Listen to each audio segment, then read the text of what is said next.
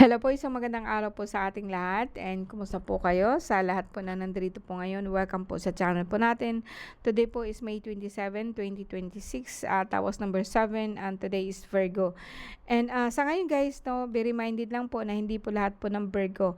And kung sakasakali pong baguhan ka, please call me Ate Mel. And dito po sa channel po natin, pinag-uusapan po natin ng iba't ibang klase po ng espiritual. But sa ngayon po, meron po tayong tinatawag po na tawas, no? Tawas is mean to say, makipag-involve po kayo sa akin, sa aking tarot card, sa aking reading, sa ating dasal po kahit papano po para maging kumpleto po lahat. So, Virgo po, no? Please be with me, no? Mula August 24 hanggang, mula August 23 po hanggang September 22 po para sa akin. And sa lahat po na nandito po ngayon, please be with me. Diyos sa mga makapangyarihan sa lahat, salamat po sa lahat po ng gabay mo sa akin, sa aking mahal na ina, sa aking Yahweh, and sa lahat po na nandito po na makita at saka hindi makita, maraming salamat po sa inyo. Basbasan mo po ang mga pangalan po na ito na siyang magsisilbi kong gabay. Christate misum Christi Pater Salvame, Christate misum Christi Pater Salvame, Christate misum Christi Pater Salvame, Paternum Deum Christum Solome, Christatem Christum Igosum, Jesus Nazareno, Redelius Hostum, Christum de Pornos Sotrostrum, Ominit Salvame, Salvame Salvi Igosum, Revoltal Istastares Maluwas Igosum. So, lahat po guys, no, kumusta po kayo, no? And yes po, sa lahat po ng Virgo, alam po ninyo ang ating card po, no? Ito po yung ginagamit natin para po sa ating tawas, no? And sa ngayon po, Virgo, tingnan po natin kung ano po nangyari po sa inyo. And kukuha po ako ng 9 cards, no, sa kasalukuyan. And along the way, ano ko po sa inyo kung saan po siya nakatapat. Kukuha din po tayo ng another 9 para po sa past, no? And another 9 para sa ating future po. So, kumusta po kayo? Virgo. Virgo po. Virgo.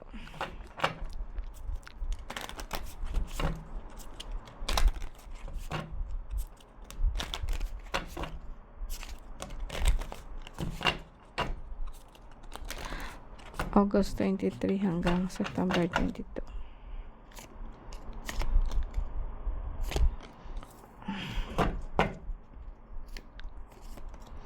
Virgo.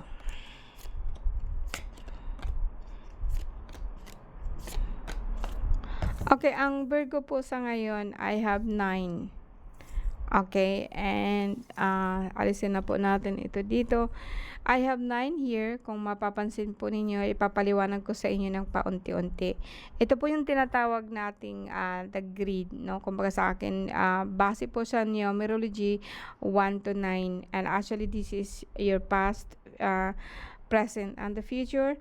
And pero meron din pong pwede po natin na pagtapuin po another 9 po, no, na kung saan magkatugma-tugma po siya lahat, no. Dito po actually parang sa ngayon po makikita po natin yung pinaka-sentro po ng card po natin dito, no. Ito yung pinaka-main o sabi natin na main disc po ng ating reading, which is Virgo. And actually dito, pwedeng nakita natin dito na Queen of Arrows, no? So, pwedeng sabihin po natin na si Virgo po ngayon is like may problema po siya sa sikmura or sinisikmura po siya lagi. Pwede pong sabihin po natin na nagtatry po siyang magda-diet, no? Pwede pong nagutuman po siya. And pero hindi po niya alam, nasusuka po siya dahil po sa taas po ng kanyang alta presyon o tumataas po ang kanyang dugo, no. Kung alisin po natin ito dito, so maiiwan po dito yung 4 or 5 po, no, na tinatawag po natin na elements, which is actually ito po yung mind, subconscious mind in the past and in the future and then right now, which is your spirit. O tinatawag po natin na yung tinatawag po natin na hangin, tinatawag po natin na tubig, tinatawag po natin na apoy, at saka yung tinatawag po natin na the coins, no, and the spirit po yung pinakagitna. And ito po yung pinaka-essence po ng ating reading. So, si Virgo po actually sa ngayon, may nararamdaman po siya sa kanyang tiyan.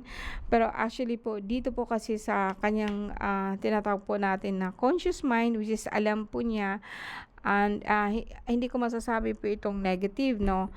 and negative nor positive po, depende po kung saan po siya nakatapat, no.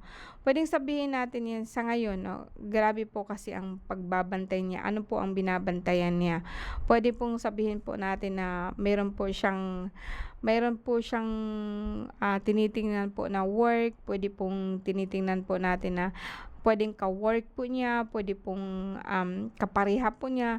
Kapareha, it means na parehas na tomboy, parehas na bakla, 'no. And, tinitingnan po niya ito lagi, 'no. Kumbaga sa akin, binabantayan po niya, 'no. Puwedeng sabihin natin na lagi siyang galit, depende po kung ano po ang makikita niya. And dito po kasi sa ano niya, is just like kaya po siya nagagalit or lagi po siyang galit, 'no. Dahil po 'to sa nararamdaman po niya na pananakit po ng ulo, or alam niyo po ba yung high blood, yung madaling magalit, 'no. Lagi po siyang magagalit, and ito pong tinatawag natin na, parang sinisikmura yung dito po niya, yun po yung tinatawag po natin na hyperacidity, na or acid, 'no, acidic reflux, 'no, na kung saan minsan sumasakit po ang dibdib natin. And, kung minsan po talaga, 'no, dito po sa, ano nito, kung pagtagpiin ko lahat po yung psyche po ng Virgo, puwedeng sabihin po natin na, ang pinakauna po dito is like parang sa trabaho po niya ito, 'no. Puwedeng sabihin natin na nagbabantay siya or binabantayan siya po sa trabaho po niya. And kung minsan po parang nagko-cause po ito ng, panic, nagko-cause po ito ng parang acidic, 'no. And, I don't know kung siya po 'to or ibang tao. And, 'pag nag-a-acidic po siya, parang yun na po ang hindi po niya alam, na sumasakit po ang kanyang tuhod, 'no. And puwedeng sabihin po natin na puwedeng pinakain po sa kanya, puwedeng sabihin po natin na ito po'y dahil po sa tinatawag po natin na, sabi ko nga sa inyo, lagi po siyang galit, 'no. I don't know kung siya po 'to, pero itong card na 'to, itong reading na 'to is para po sa Virgo. Kaya posible po ito nasa bahay, posible po nasa work, 'no, basta po kung saan po siya nagtatrabaho. And dito po kasi may mag-asawa din po dito na kumbaga sa akin galit po sila, 'no. Kaya kung minsan po talaga pong nagkakaroon ka ng problema sa iyong dugo, o sabihin po natin na mataas ang dugo mo, or tinatawag po natin na yung bagang high blood, naha-high blood ka po, 'no. Dito naman puwedeng sabihin po natin na, naha-high blood ka sa sobrang mong pag-iisip, 'no. Kasi eto po kasi is like, no, is as the water emotion, and, actually the skull involved. Puwedeng sabihin po natin na, sa sobrang concentrate mo, sa sobrang ano mo, is like, 'pag sobrang pag-iisip mo, talagang tataas po ang alta presyon mo, 'no. And, I don't know dito guys, 'no, tingnan po natin sa nakaraan po kay Virgo kung bakit po siya nagkakaroon ng ganito. Wala po akong masasabi po nito, 'no, kundi dahil sa kanya po ang card na 'to, puwedeng sabihin po natin na may mga tao po na involved, mag-asawa po siya na lagi pong galit po sa kanya, o nagagalit po ito sa ka-partner po niya. And then siya naman po is nagkakaroon din po siya ng problema po dito lahat, 'no, kaya po tumataas po ang kanyang alta presyon, 'no. And, dito, 'no, dito sa nakaraan po ni Virgo, tingnan natin.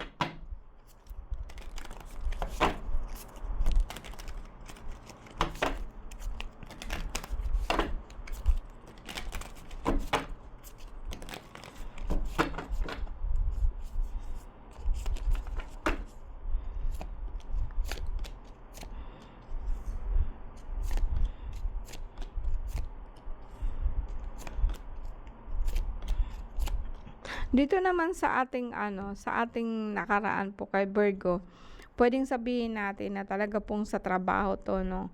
And, ang iba po sa trabaho, ang iba po talaga sa bahay. So, I would say na meron po talagang involved na ibang tao, 'no.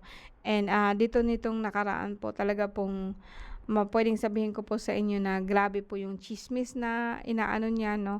So, sa normal po ng mga tao, puwedeng sabihin po natin na tsini-tsismis ka ng mga kapitbahay mo, tsini-tsismis ka po ng mga tao, And kung minsan po 'no, kung pagsabayin ko itong 4, parang kumbaga sa akin, parang ito ang dahilan kung bakit lagi ka pong nagkakasakit, is because you are paying attention to the people around you 'no. And, dito naman pagdating natin dito, puwedeng sabihin po natin na may mga tao din po na sa bahay mo, parang, nagkakaroon ka rin ng problema po sa dugo, nagkakaroon ka rin po ng problema po sa diabetes. Lahat lahat po kasi ito mga nilalang 'no. And, kung titingnan ko dito, puwedeng sabihin natin dito mga bata pa nagiinom na ano, ito po yung tsismis sa'yo 'no. And, mga bata pa nagiinom na, and dahil po dito sa inuman puwedeng nasangkot na po dito yung kumbaga sa akin yung, um, gastos 'no, gastos. Ito naman kung pagtagpiin natin ito dito sa kabila, puwedeng sabihin po natin na ang ito pong hyperacidity mo or ito pong sinisukmura ka, galing po siya sa trabaho and galing po ito sa tsismis sa mag-asawa. Okay, so para ma-clear po natin ito 'no, tsismis po mula sa mag-asawa, and, ito naman po'y ang mag-asawa na 'to is may mga anak po siya na maaga pa nakikipaglandian na, maaga pa is nakikipag-inuman na. And ito po yung tinatawag po natin na, pinaglaanan po pinaglalaanan po ng pera, ng gastos mo. Now, kung titingnan natin dito Virgo, parang masasabi ko po dito na actually, hindi ka natuto po sa sarili mo na, um, makinig kung ano po ang sinasabi sa iyong puso. Kasi dito kasi sa unang-una pa lang po kasi, para kasing pinapakinggan mo yung kung anong sinasabi ng coworker mo, kung anong sinasabi po ng mga kapitbahay mo, pinapakinggan po sila. Although, I don't know kung totoo man siya o hindi, pero dito kasi sa main mo, parang kumbaga sa akin, like binabantayan mo na sila kung ano po ang ano, and, kumbaga hindi ka naka-focus sa sarili mo, mas naka-focus ka po sa kanila. Mga tao po na involved po sa iyo. And, kahit sabihin po natin na ano, kaya nga po nagkakaroon ka na ng problema sa dugo, nagkakaroon ka ng bloated sa pakiramdam mo dahil po doon 'no. Minsan nagba-blurry po yung paningin mo kasi nga gastos mo na hindi man dapat nun, gagastusin para lang po ano, kasi sa akin ang inuman gastos po 'yan 'no.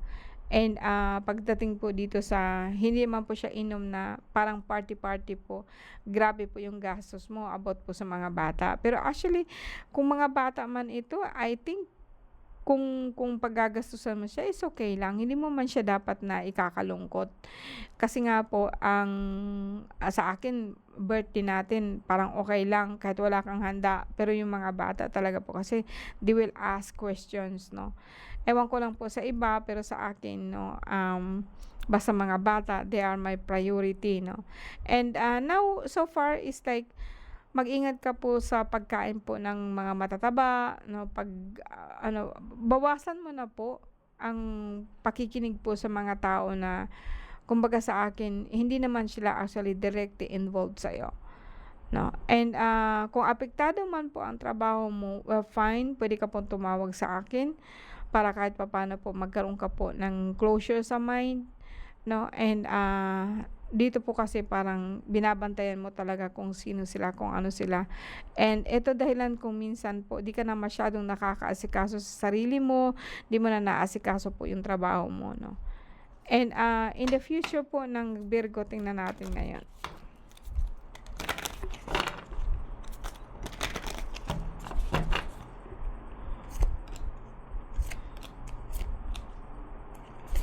Ang future po ng Virgo 'no, hindi po siya gano'n na kagrabe 'no. The same thing with, sa una 'no, here and there lang po parang may naramdaman kayo, like po mataas po ang uric acid niyo, dito din po is okay lang 'no. Parang masakit lang ang paa po ninyo, masakit ang likod 'no, sa chakra sa paa. Um Kasi kung minsan po guys kung bakit mo ito inaano, trabaho mo, alam kong mahal mo ang trabaho mo kasi dito lumabas po kasi siya 'no.